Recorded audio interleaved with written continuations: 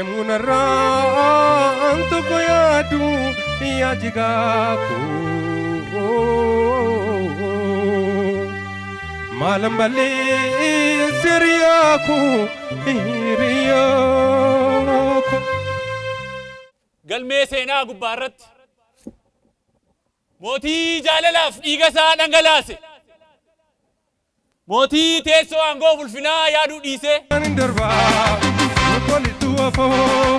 Watuna kebuna uyus jenno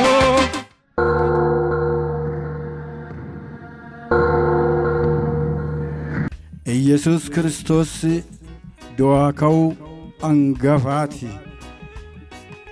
እኒ ሞቶታ ለፈ ከነረ ጅሩ ሁንዱማ ሂን አቦማ አሜሪካ አሜሪካ አሜሪካ ይፍቲኮ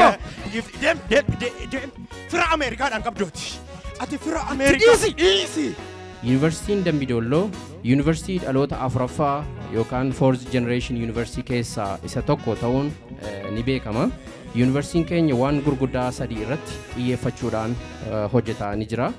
Dhaloota sichi dhalatu jaalala beeku bukkeetti. Ani yeroo sana dhalannee garuu abbootiin keenya seenaa kana waan beekaniif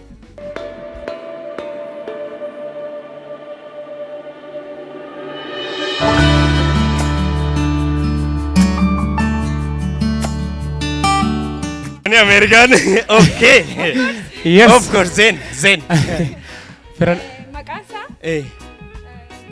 Wayyo. ana lamina kun qophii bashannana addaa OBS'n isin barangaa jiru Yuunivarsiitiin Dambidolloo fi dhaabbanni maltiimiidiyaa jaarraa waliin tooraan isin qopheesse.